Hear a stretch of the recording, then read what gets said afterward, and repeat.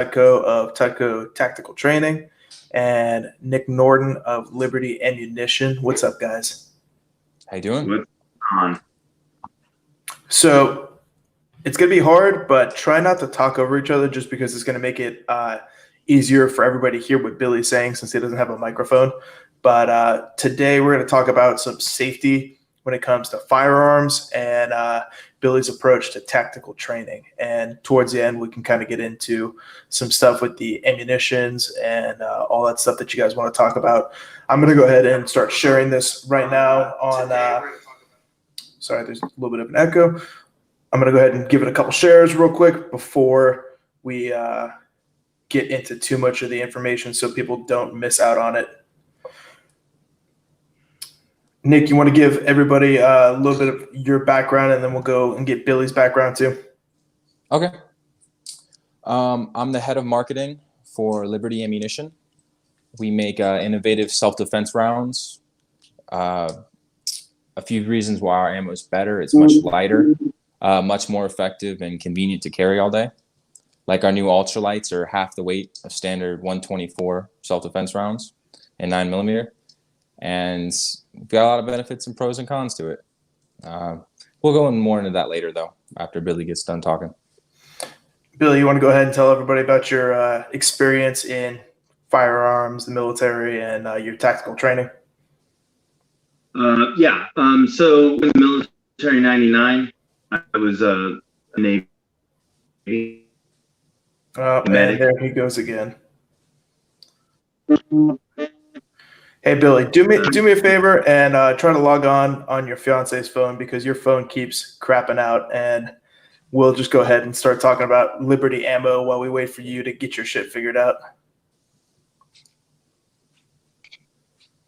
All right, Nick, tell us about Liberty Ammunition then.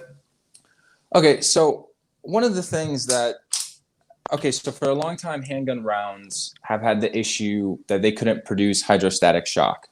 All they would normally do is poke holes in people. And, well, if you disrupt the heart, it takes 30 seconds for a person to bleed out and die.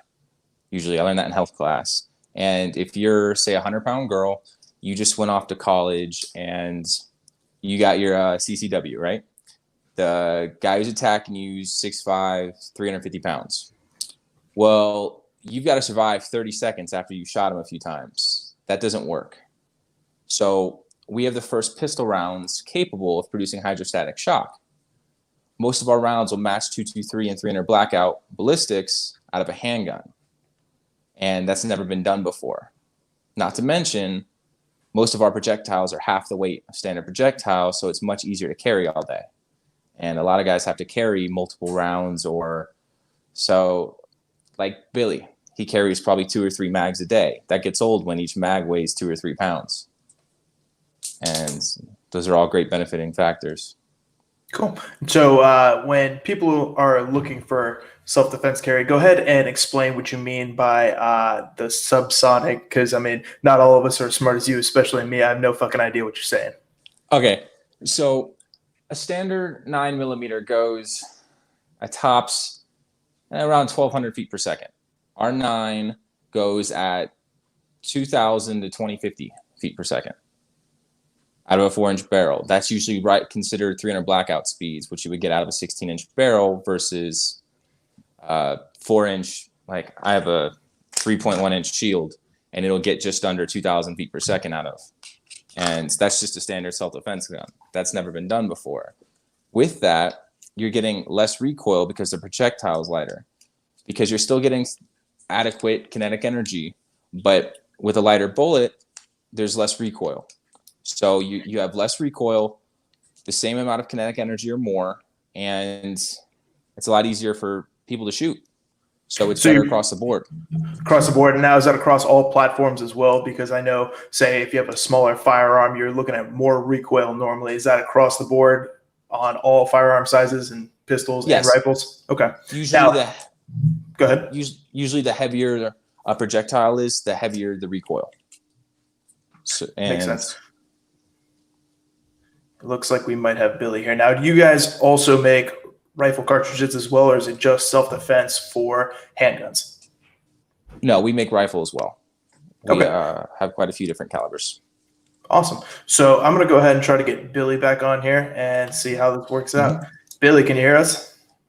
Yes, I can. Oh, that's so much better. Okay, go ahead back into your background. Okay, so I joined the Navy in 1999 to be a corpsman, which is essentially a combat medic. I volunteered for service with the Marine Corps. I did 3 deployments with the infantry, with infantry battalions, platoons, and a company. And then I went through Marine Corps Formal Instructor School and then became an instructor at Field Med, where all the corpsmen have to go through before they go with the Marine Corps. And we teach advanced trauma medicine and like the small unit tactics, patrolling and like land nav and pistol rifle, all that basic stuff. I then went through law enforcement training after I got out of the military. I ended up doing more of armed and unarmed security for a couple years. Came back to Florida, did some armed, unarmed security for a while. Started my company about 5 years ago. And then I got sucked into one of the gun ranges out here, and I ended up becoming their senior chief range safety officer for about 2 years. And then I applied for a job back as an armed professional, and I've been working as an armed professional for the last 2 years. Awesome. So pretty much for those who don't know, in Florida, we have the Guardian program where we have people like Billy keeping our kids safe. And, he's daily carrying a rifle and in charge of the safety of others. So that kind of establishes your pedigree in self-defense and firearms. Now, when did you start your tactical company? It's been about 5-6 years now. I started teaching honestly because of the lack of people handling things the way that I thought it should be handled, and what I saw here locally was, and in the state of Florida, is the requirements for your CCW is like 2 hours and 1 round. I found that I don't think that's nearly enough to train people to properly be able to carry a firearm for daily defense of themselves. So I wanted to kind of expand things and make it make my training available and much more in depth. And so that's kind of where I have tried to fit in locally. That makes sense. So you wanted to talk about some self-defense today and kind of safety when it comes to firearms and all that good stuff. So where did you want to get started with that? So I like to start everything with safety. One of my main concerns with everything that's going on right now with the coronavirus and all that is there's a lot of new firearms owners. And because everything's shut down, it's going to be very hard for them to get proper safety instruction. And so I really wanted to put in a safety piece today and start with that because it's very important to be safe while we're handling firearms, carrying firearms, while we're using firearms. And I really wanted to make sure that we put that first. Whether because of this whole situation, people being a new firearm owner or they're just rusty, I really kind of wanted to hit the safety piece first. Okay, go ahead. So one of the most impressive things about my time with the Marine Corps, I was with 2nd Battalion, 2nd Marines Weapons Company. We did the invasion into Iraq essentially into 2003. With our attachments and naval gunfire and all the things that kind of came with us, we were like about 265 Marines, give or take. That first week we went in Iraq, we were all carrying 1-2 firearms, whether it be a rifle, a pistol, manning 50 cals, like heavy machine guns, medium machine guns, 240, stuff like that. 24 hours a day. We're sleeping 2-3 hours a night if we're lucky. And we had 0 negligent discharges or accidental discharges. And I attribute that to the Marine Corps' 4 safety rules. And as long as you can learn these 4 safety rules and commit them to memory, you can be safe. I mean, like the chances of something happening are pretty much none. I hate to use that term, like that there's no chance of anything bad happening. But as far as like an accidental discharge or negligent discharge, the chances of that happening really fall to like nothing. Okay. So it's important that we learn those 4 safety rules, commit them to memory, and then we have the proper attitude about using them and employing those rules. So we have the 4 safety rules, and the NRA used them for a long time. Now they've gone to 3. The military uses them. Everybody kind of knows them. I'm going to go ahead and talk about them. The first safety rule is to treat every firearm as though it's loaded. Treat it not only as it's loaded, with respect. So I have one of the CERT pistols here. I'm just going to kind of use this a little bit for modeling for a minute here. So I want to treat this firearm, and this is a laser trainer, but I'm going to use it as a firearm right now. I want to treat this firearm as though it's loaded at all times. Like I'm training with this, and it may be a laser trainer, but I'm still going to treat it as though it's a real gun. I want to give it the respect that it deserves. Okay. And I want to concentrate on this pistol. And one of the things that I see people do when they're on the range or at home or doing different things is if they drop a mag, right? That mag drops on the ground, their attention goes to that magazine, right? And they take that attention away from that pistol. And I don't want our attention to ever break from this pistol. I don't want to drop something or a round or have something happen. And now I'm holding this pistol, but I'm not giving it its respect. Right? And even if you drop the mag, there can still be a round in the chamber. It's not safe until it's clear. And even once it's safe, once you've cleared the round out of the chamber, you still want to treat that gun in your hand with respect, and you want to pay attention at all times. You never want to let that break, because at some point in time, and if you get in the bad habit of letting that break, you may not pay attention to a real firearm or a live firearm. Okay? And that's really the first rule. Treat every firearm as though it's loaded, and keep your attention on that firearm. All right? Our second rule, which I'm doing right now, is keep your finger straight and off the trigger. Right? A lot of these firearms, they have many different safeties. They can have a thumb safety. They can have a trigger safety. They can have a grip safety that would be in the back of the grip here. But our ultimate safety is that finger. Okay, keeping that finger straight and off the trigger until we're on our sights and we're ready to shoot. So once I push that pistol out and I'm on my sights and I'm ready to fire, then my finger goes to that trigger. I don't put that finger on that trigger unless I'm ready to fire. I'm pointed downrange or at my target, at my threat. Then I can put my finger on that trigger. There's a couple of more advanced things that you get into later that this trigger discipline is going to be so very important for. One of the things is moving. Every time you move, I want to take that finger off that trigger so I don't let a round go on accident. What if I fall? Okay. What if something startles me? If I'm moving, I want to take that finger out of that trigger because there's a chance I could trip. And I've had it happen to myself. My finger's on that trigger, I'm probably going to let a round go.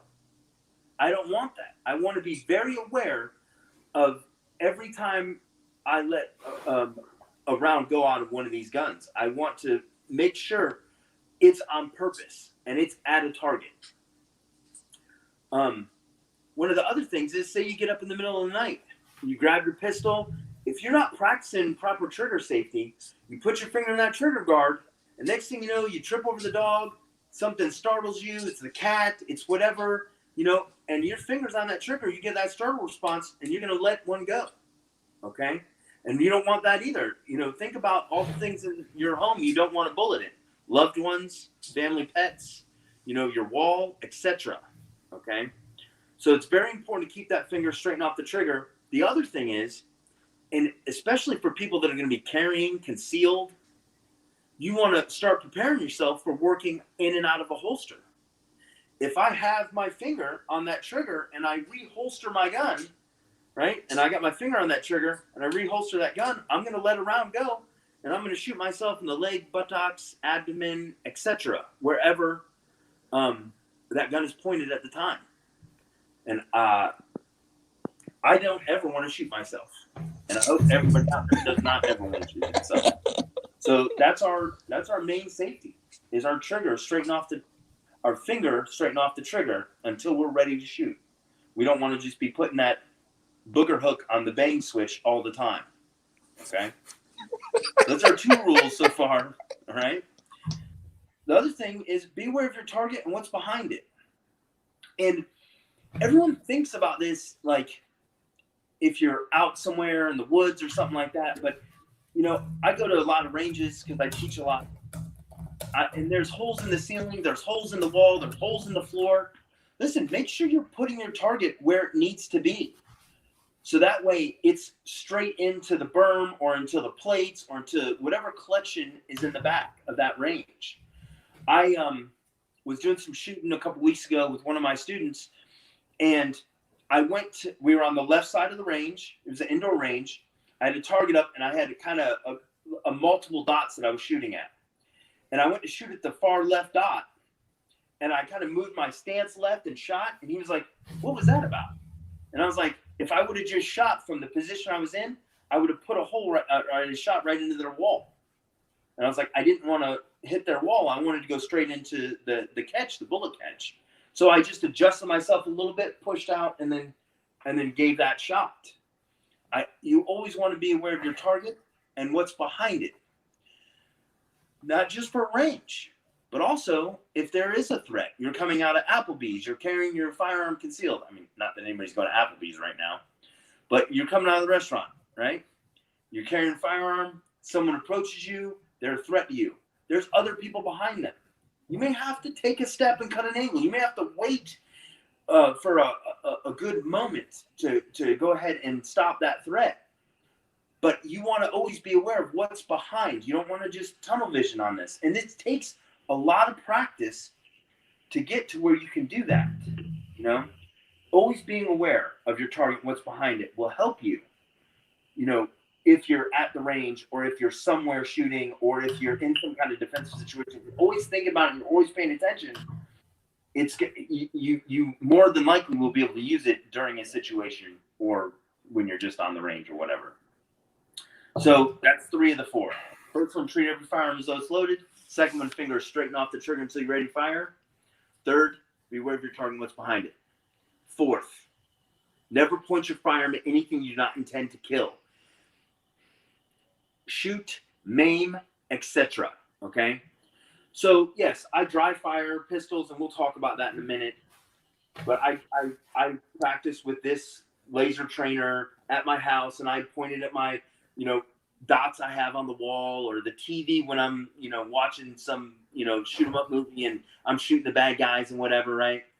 But I'm not pointing my loaded firearms at anything. And I'm not even this trainer.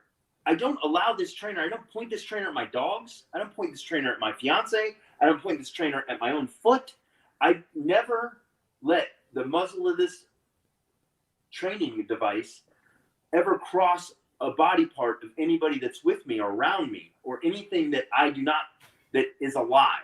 Okay. I mean, you ultimately don't want to point it at anything, but there's times I'm training and I'm doing different stuff. Okay. So right now I'm shooting at the TV with my laser trainer. That's okay. But I'm not doing that.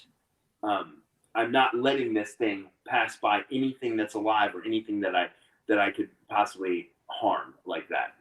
All right. I'm very, very aware of that because, that way you always have good muzzle discipline. You're not pointing at somebody that's near you. You're not pointing it at somebody that's on the range with you when you start shooting and moving or drawing from holster. If you're in certain situations, you're not going to flag somebody. You'll keep the gun pointed at the ground until you're ready to come around and bring it up. You don't want to flag everybody, say there was a group of people standing here and I'm standing this way and I see a threat. I wouldn't want to draw my pistol and point it past all them. I would want the pistol to come down and around and up. And practicing that in every day, every time you're handling a firearm or a laser trainer, and committing that to memory, making that part of it, is going to keep you from getting yourself in trouble and shooting a friendly or an innocent or whatever, right? And I mean, you know, I don't want to have to shoot anybody that I have to defend myself from, let alone shoot someone negligently or accidentally or whatever wordage you want to use. So, you know, those 4 safety rules are the things that I mean, if you go by these, you're going to be safe. You know, the first thing in safety is proper mindset. So memorizing these safety rules and understanding what they mean in all their different ways is something that I find very important when I'm instructing. The other thing, and this is just kind of something here, even my finger straighten off the trigger. If I'm using a power tool, if I'm using Windex on a window, my finger doesn't go onto that trigger until I'm ready for the Windex or the power tool or etc.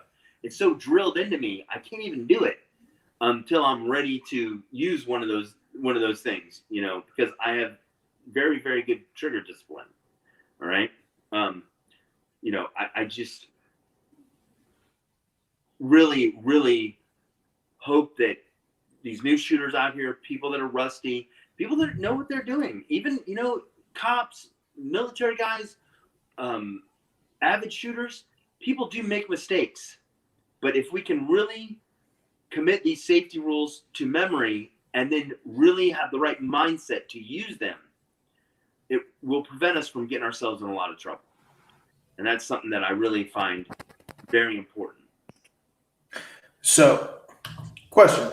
Let me bring myself back on the range. When you go out to the range, because I know you're out there quite often, how many people do you think actually have these proper safety tools mastered or at least implemented? Probably say 50% that have them kind of memorized, and probably 30% that use them a good bit of the time. For 2 years, I was senior chief range officer at one of the local ranges, and I would greet everybody that came onto the range. One of the things I would ask them is, what are your safety rules? And people always chuckle and laugh and stuff, but then they're like, well, don't shoot anybody. They would come up with these, yes, those are good rules to have. Like, don't shoot anybody, or don't, you know, like, but they wouldn't, half of the people would not be able to tell me these safety rules. They had not heard of them because they had not received proper training in their past. So it really, you know, coming from the Marine Corps and being around Marines who are some of the most professional shooters I've ever been around, they, you know, commit these rules, and it's part of everyday life because I was with infantry, they're handling firearms every day. And so I just thought, like, after that, like, everyone that was doing firearm stuff, and I'd done a little firearm stuff before the military, but I thought everybody would know that stuff. And then I worked at a couple different gun stores and working at ranges and stuff, and, like, it's not true. There's a lot of people that are not aware of them and can't recite them and don't understand them. Yeah, that makes sense. So now that we're in a quarantine situation where most of us aren't allowed to go outside, go out and practice, I know you're going to talk about some dry fire drills. I know for my business being jiu-jitsu, I'm doing a lot of online training and stuff like that. How effective do you think online training is for firearm safety? I know personally, like, you've had me watch scenarios and self-defense, and those are really great. And for me, I see a lot of benefit from it. But how much do you think you can really learn from a video situation, and what are some of the best places to go find those lessons? So I think that you can learn, you know, probably 30% from a video situation or online stuff. I mean, I think that, you know, 70% of your training needs to be handling firearms, needs to be dry firing, needs to be live firing, needs to be doing, you know, those kind of things. But I find that there can be a good takeaway from online videos, and probably even a better takeaway if they're talking about how to dry fire and how to manipulate your firearms and whatnot. So I mean, there's definitely a place for it. And I watch a lot of really good instructors. You know, they're you know, John Lovell. You know, I mean, I don't know, Ronan, Costa. You know, I mean, Carrie Trainer. I watch all that stuff, and you know, the thing too is that there's some instructors that do things differently, and they're all tools. You know, like I'm not ever gonna, like, if I was a mechanic, I wouldn't say that this tool, this 9mm wrench or whatever it is the only wrench I need, and this is all I'll ever need, and that's it. It would not work out very well for me. I feel the same way about firearms. Like, there's different techniques for doing different things. There's different firearms that are meant for different things. You know, a concealed pistol, you know, versus, you know, a duty pistol. You know, this is not, if I'm in a position of authority and I have a duty to do something, this is going to be I have to go and confront trouble. This is not necessarily the pistol I want for it. Really, I'd want a rifle or a shotgun. But if I had to just use a pistol, I'd want a full-size pistol. You know, you got 8+1, 17+1. I've got a big, large light on here. I've got a longer sight radius. I can reach out to further distances, and I can put groups at further distances much better with that pistol than this pistol. So that kind of, you know, you need to have a lot of tools. You know, there's certain things about grip out there. You know, one guy will say this, one guy will say that, and sometimes it's mechanics of the person. I have one of my students that had broke a wrist in a motorcycle accident, and he was trying to do a grip that he saw on the internet. Well, he can't. He physically can't get that left hand to where it needed to be for that grip. So I said, listen, we need to change the way you're doing that and stuff, because you trying to do that is not getting you any better. Okay. Sometimes you have to deal with people's different hand size or whatever. So I think that online training can be good. You know, it's all a tool. It's all different scenario. It's all under different situation, you know. So you got to take it all in, and you got to make some decisions for yourself. And some things are going to be really good in some situations, and some things are going to be really good in other situations. Cool. So I know you said that you had some drills that you wanted to show and stuff like that. Is there anything you want to get into before you do that, or do you want to go straight into that? We can kind of go over that. So one of the main things right now. So I'm going to interrupt you for 1 second. Anybody who's watching, if they have any questions for Billy, go ahead and type them down in the comment section. And once he gets through this, we'll go ahead and go back and answer some of those questions. So go ahead, Billy. I'm going to put you on full screen and let you do your thing. Okay, so I'm just going to talk here about this pistol. So I'm going to clear this pistol right now. It is loaded.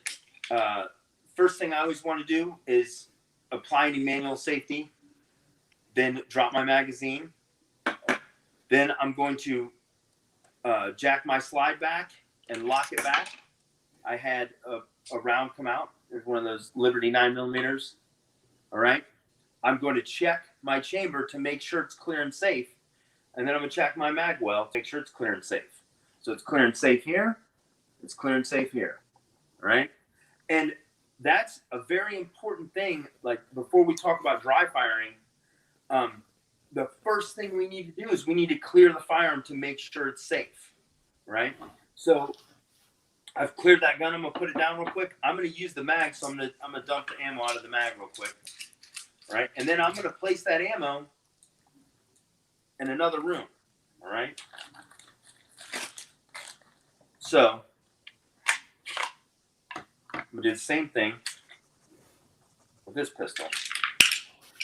Okay, check. Make sure it's clear and safe. I'm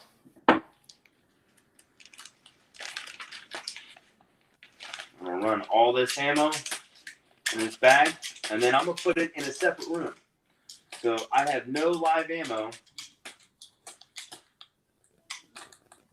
in this room. I'll be right back.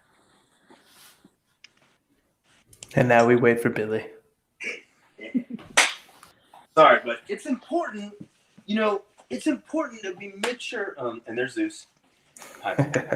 It's important that we make sure the first thing what we're doing when we're handling our firearms, when we're going to be cleaning our firearms, if we're going to be dry firing, that we make sure we clear everything out, we make everything safe, we put the ammo in a separate room. We don't want any accidents. We don't want anything to happen. So make sure you clear your firearm properly first, and then you can go on with whatever you're doing. So I've got my shield here, got my empty magazine. All right. So I have a couple dots on my wall that I use a lot for dry firing. I also use the TV. I like to use bad guys, okay, and like watch TV shows and do my dry firing. All right. So I don't have to put this mag in. I can. I like having this mag in because it has an extension on there, so I can really get that pinky on there. I've got fat, big hands. So I'm going to put that on there. I'm going to let the slide go forward. And now I could push out. I like to work from compressed a lot. And push out and get target acquisition, okay? So manipulate my safety. I have the thumb safety on here. I'm going to push out. I got my target thumb safety, and I'm nice and easy. Side alignment, sight picture, and squeeze that trigger, okay? And the whole thing about this is, like dry firing, I want to practice my side alignment, sight picture, and trigger squeeze, which are my three components of like accuracy, right? Aligning my front sight to rear sight, putting my sights on my target, and then squeezing the trigger with as little movement as possible in the gun, okay? I like to work from compressed a lot because when I draw and then come to compressed and then push out from compressed. And I'll show you like roughly what that's like real quick. So if I'm drawing my pistol from concealed here or even appendix, I'm going to draw, turn, hands together, push out. All right. So I work from compressed, especially when I'm on indoor ranges from here a lot. And I need to work on getting my sights, okay? Coming up, bringing that gun up to my eye level and getting my sights so that way I can dry fire or fire, etc. So when I'm dry firing, I practice doing that a lot. If I have a safety, I'm going to run that safety. So as I push out, the safety goes off. Once I get out, my finger goes on that trigger, sight on my sight picture, nice and easy trigger squeeze. Come back, rack my slide. I don't rack it all the way back so the mag doesn't catch, since the mag's in there. Push, pick my target on my wall, etc., whatever. Push out, sight alignment, sight picture, nice and easy squeeze.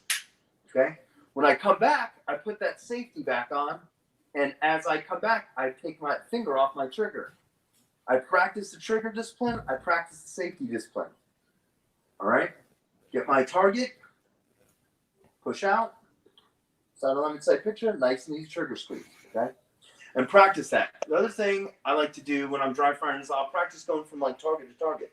Now you're only going to get one squeeze before you got to rack it, okay? But sometimes I'll push out, see my target, squeeze it, go to the next target, just do a little squeeze, okay? It's not exactly the same feel out of the trigger, but you can still practice squeezing that trigger without moving that firearm around. All right? One of the other things that's a very good training tool, I like the snap caps. All right, I can practice loading. All right, and if someone gets a gun and they don't have a whole lot of hand strength or something like that, like you can use practicing dry firing and like using snap caps as somewhat of like a physical therapy. I mean, these are all snap caps that are inert. They don't run. I have these in the room, but I don't have any live rounds in the room. Okay. So load a couple of those up, and then I can practice my load, push my slide, stop, slide release, or rack it, however you're going to do it. Push out. As I push out, thumb safety off, side alignment, side picture, nice and easy trigger squeeze. Okay, and we can do that stuff again and again and again, so that way we're getting a good trigger squeeze, and that way we're getting good side alignment, side picture. We're doing our mag loads, we're loading our mags, you know, and we're manipulating the gun. We're practicing manipulating our gun. We're racking, you know, we're doing drills like immediate action drills where, you know, you pull the trigger, doesn't do anything, cap, rack, and then bang, you know, or ready, right? There's a lot you can do with just dry firing that is good for you to practice your skills, practice your handling the firearm, practice and put the safety on and off, practice getting your sights acquired and getting your finger on the trigger, you know, doing those things at home with a completely empty gun, like we talked about in the beginning there, is very good for skill building. All right. And one thing that I want to real quick, like, state about that, our mind is still in a survival mode. You know, it's still trying to keep us alive. This is essentially a shape charge going off 1.5 feet away from our face. It makes us anticipate and, you know, flinch because of that recoil, because of the sound, because of the light, because of the pressure. So the more we dry fire and fire, the less we will react negatively to that sound, sight, pressure, etc. And when we're going to be less likely to be throwing those rounds low and anticipating and going, you know, that. So dry firing is a very important part of keeping your skills sharp, getting your skills sharp, you know, having good weapons manipulation, practicing your mag changes, mag loads, practicing, you know, pulling your slide to the rear, practicing putting your safety on and off, practicing going, you know, putting your finger to the trigger, and all that. It's very skill building for you. Sweet. So that's all stuff that I know you've told me to do before, and it's something I'm trying to add daily into my practice. So is there anything else you would recommend for, like, either a beginner or for someone who's newer to firearms or is a little bit rusty drill wise, or just maybe something they can do at home or watch at home? So, you know, watch videos from the good instructors. I mean, always, you know, do that stuff. Practice your draw. Practice your draw also. You know, if I'm running concealed, you know, and there's a lot of draw videos out there that I like. I break down my draw a little bit differently, but I've seen than some people, but I have seen a lot of people do a very similar draw and teach the draw the same way I do. And that's a whole class in itself. But, you know, so practice just, you know, getting a draw in.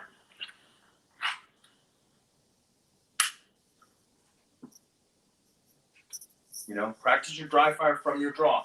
Practice it from your compressed. All right? Like, that's all good practice. Okay? If you're getting into further on stuff, if you're getting into rifle, you can always go from transition drills. From rifle, you drop your rifle, pull your pistol, and then go. Okay? And there's videos on that, and we're probably going to have to do some follow-up videos to this because there's a lot more stuff to cover. I mean, you know, we could do this for 12 hours a day for 5 days probably, and not cover everything, you know. So there's a lot of other things to cover on, but yeah, you know, watch good videos from the good instructors out there, and you know, I'm also going to be putting more stuff on the internet here soon too. There's a lot of good content out there on YouTube. So if people wanted to see your videos, do you have anything out there currently? Where would they find that? We're not out there currently. Okay. We're finishing up doing some production stuff. Okay. But cool. Hopefully we can hit some other things here and then get that information out to everybody. Awesome. Nick, anything else you want to talk to Tank about, or anything else you want to mention? On what he was saying, he told me a while ago how important it was to practice your draw. Like, and I remember seeing, Sorry, my blue I dog's know, getting in the way. I know tons of people through the firearms industry that practice running guns, do contests, do everything all the time, but have a very slow draw. In most self-defense scenarios, as he was putting it to me one day, how fast you draw is humongous, and how effective you are with your gun. Because if a guy's got you at gunpoint, whatever, someone breaks in your house, you're at it, walking back to your car, how fast you can get your gun into the fight is humongous. So I practice mine because of what Billy's told me. I practice my concealed carry draw probably 100 times a week just because he told me that. I rarely go shooting, but my draw is fast. I'm adequate at shooting, but he overemphasized how important it is to practice your draw. And yeah, I totally agree. That's something I add into my daily practice as well. So we had a question from Stephen Swan. Who are some of your favorite internet instructors right now? For both you guys. Both you guys. Let's start with Billy. Okay. All right. So I like TC Carry Group. I love John Lavelle. I can't say him, Warrior Poet. I love watching a lot of his stuff. I find him I have a lot of the same opinions about things that he talks about. And I love the way he talks and he teaches also. I actually would love to take a class with him at some point in time. Just to get some time with him, honestly, it'd be great. Yeah, you know, like Costa has stuff out, and a lot of the former military guys, Ronin. There's some different SEALs and stuff that are teaching stuff. But I really, John Lavelle, Warrior Poet. I think he's a phenomenal instructor. Nick, what's yours? Paul Harrell. Paul Harrell. He's very unbiased. He'll do firearms instruction videos to product reviews. He actually did one for us. He's very unbiased. He talks about different calibers, whether like he did a video for 357 mag versus 357 sig. He explains everything, whether you're new, whether you're experienced. He covers it. He one day he showed me he made a video of how effective guns are against cars, and how smart it is to actually hide behind a car, and it's not. He shot clean through the car everywhere besides the engine block. So don't use the car as cover unless you're behind the engine block. It's kind of what he covered, and just stuff like that. And it's really enlightening. And he tested all sorts of guns in that video. It wasn't just one gun. He used carry guns, shotguns, rifles, everything to prove just in that scenario how cars work. And he's got all sorts of videos on YouTube. And I watch his stuff all the time. Is that a giant beer over there? If so, I would like some of that. No, that's water and some of those body armor. Nice. Lame. Body armor. So we got another question from Scully. What's your favorite everyday carry? I really And let's paraphrase this, or let's give a little bit of background to Billy. Billy's a little bit of a gun snob, just to let you know. So, whoa, I don't know about that. I think if you keep with the good companies, SIG, Smith & Wesson, Glock, Springfield Armory, you're gonna have a good quality product that's gonna go bang when you pull the trigger. My favorite carry right now is probably my Shield 2.0. It's slim. I can carry it pretty much anywhere. It fits my hand great. I can shoot it very well. I also do love my SIG 365. Nick, I think you're gonna say the same thing. The Shield. Yeah, I got one right next to me. But yeah. I also tested the P365. SIG sent me one to do whatever I wanted with, to make videos and stuff with, and I love it.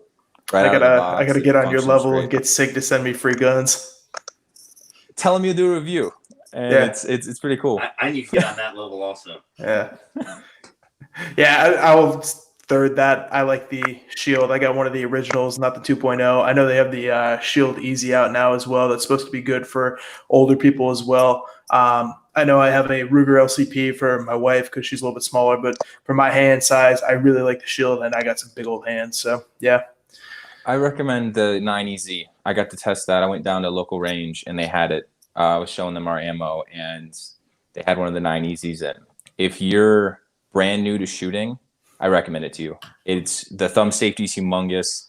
On the 2.0, it's the thumb safety is kind of small, and you got to practice getting it if you use it frequently.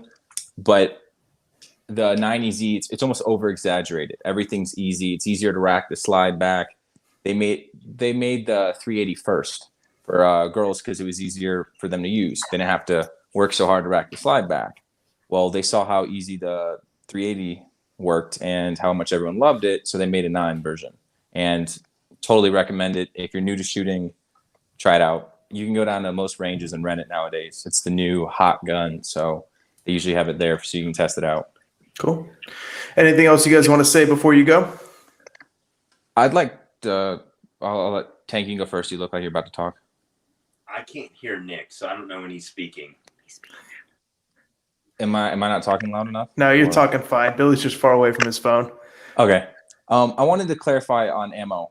I apologize. I'm normally used to dealing with gun shop owners, and they're all gun nerds. So, like you said, I was kind of speaking in scientific terms. But in ammo, you usually look for 4 things.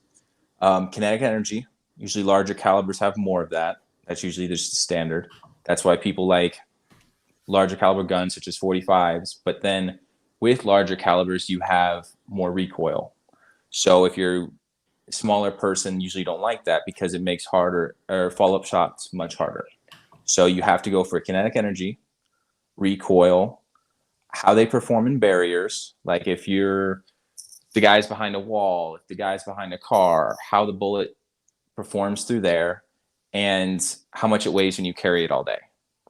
And the 9 has been called the Goldilocks round because it's the best of all worlds.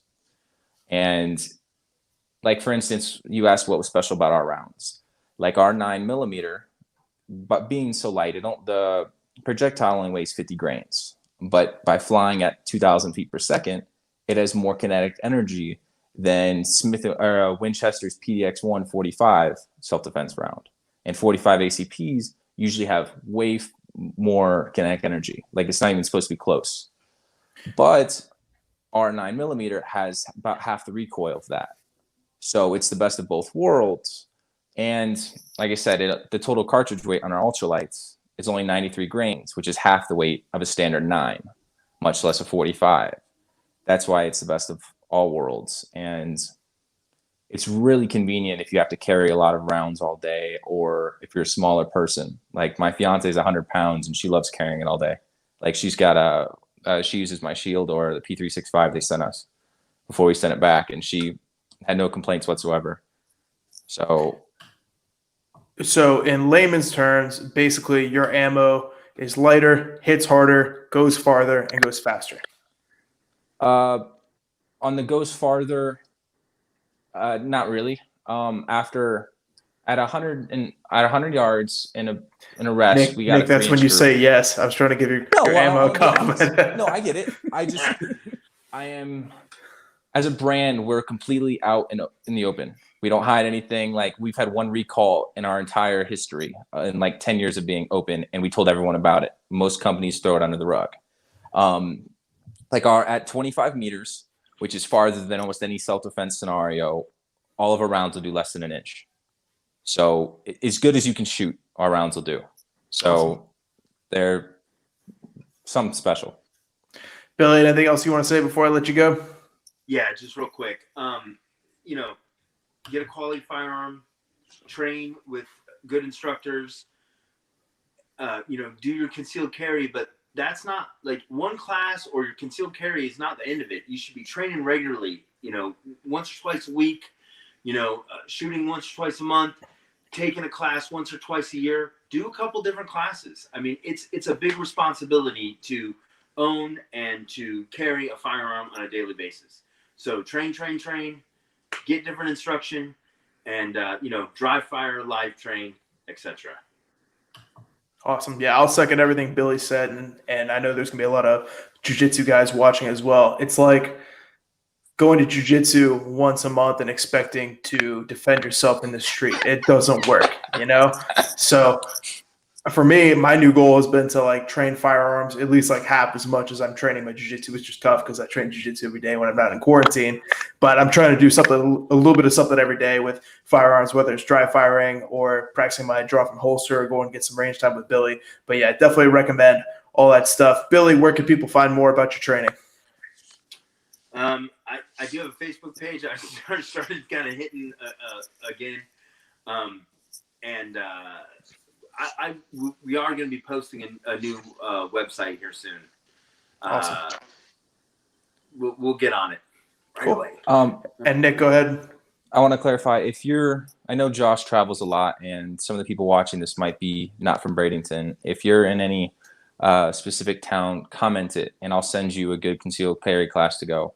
I speak to gun shop owners all over the country and a lot of different firearms instructors, and I can point you to a good class if you're interested, depending on your location.